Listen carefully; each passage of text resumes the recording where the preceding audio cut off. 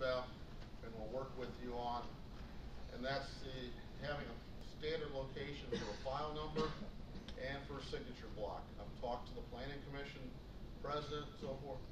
Instead of us stamping all of them, we have a signature block on there. Some people do, some people don't, and we could go ahead and put a place and put a location on it. We think that would help, in particular, on some of the minor plans, when we're dealing with those minor subdivision plats. On an 8.5 by 14, it's tough to find a place to stamp that we're not covering something up. And we really don't want to cover anything up, because that is a plat of record, and you really don't want to cover any of the information up.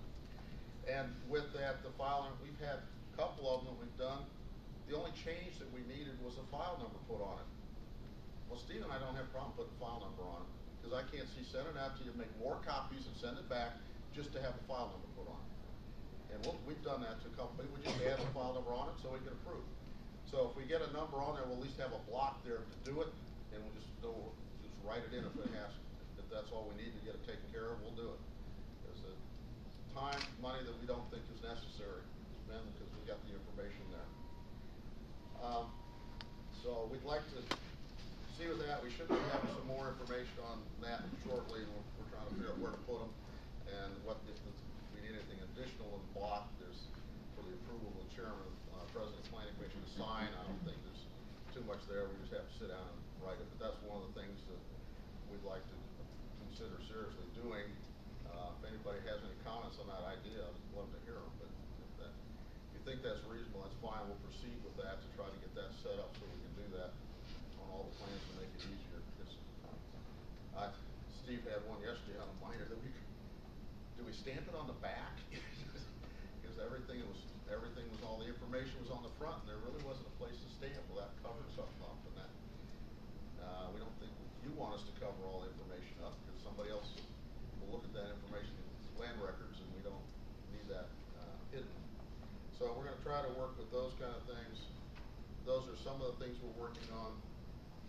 One of the major things that Steve and I have looked at, and we've talked to Kim about on occasion, is the land development process. As you know now, anytime you propose a site plan, you go through the sketch plan, the preliminary plat, final plat, and you're done. And I'm going to say almost half of the ones we're dealing with, Services in West Virginia is required to have a COA, which is a certificate of authorization. You can get that through the state regulation board. Every firm needs one of those, along with the engineer seal. This little pamphlet here is also a good tool to use. Some of the things in the pamphlet, and what I'll be looking for is architects prepare and seal engineering plans. Architects are not supposed to seal any sort of engineering. That's including electrical, mechanical, plumbing, civil, or structural. And vice versa. Most engineers, unless it's incidental work,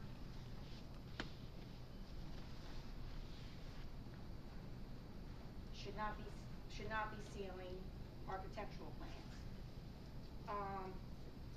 Also, the seal, when you sign the seal, please don't write over the important information like your license number or the state.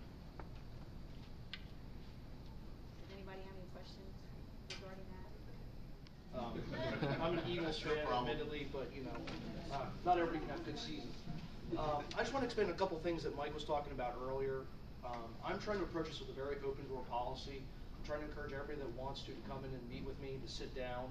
I've had a couple individuals sit down and we're looking at plans, and all of a sudden I see, oh wait, this is going to be a problem. This is something we're going to need to know, something that may cause your client some extra financial hardship. You know, we don't want to tell people what they can and can't do, but we want to help people as much as they can, at least be aware of what is going to happen with the project. Any problems that may come up, or it may be easy, and then it makes it nice when I'm reviewing it. Just comes in, I say, oh yeah, that's right, I remember meeting with Mr. Smith, and we sign off and we're good to go. Being from Pennsylvania, I am trying my best to learn about West Virginia. I live in Mercersburg, which is very rural, so A lot of the cultural traits are the same up there as they are down here.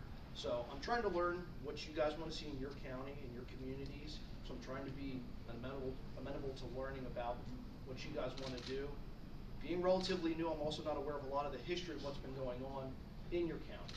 I just graduated back in 2004, so things that you guys have gone through in the past with whatever legislations or proposed ordinances have come up, I'm still learning about what was going on. So if you guys bring me information and are just open with me, I can try my best to help you out in whatever way possible. And organization plans, at least from my professional view, I don't care what sheet number you put fire hydrants on, it doesn't matter to me.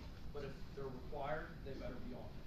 And the way I review my plans is, even though I've done it for 6 or 7 years now, I try and think if a neighboring homeowner came in and wanted to see the set of plans and they opened it up, would they have a good idea of what you're trying to do on your project?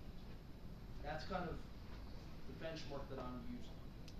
Making things simple, keeping them clean, not cluttering up on too much one page. If you have to go to page 2, go to page 2 so that it's all clear.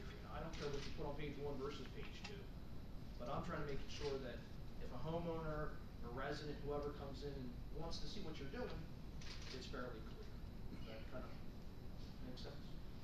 So that's all I have for right now. Just wanted to add those couple things. Like I said, we have business cards in the back, so if you have any questions, please don't hesitate to contact me by phone or email. I'll try my best to help you out.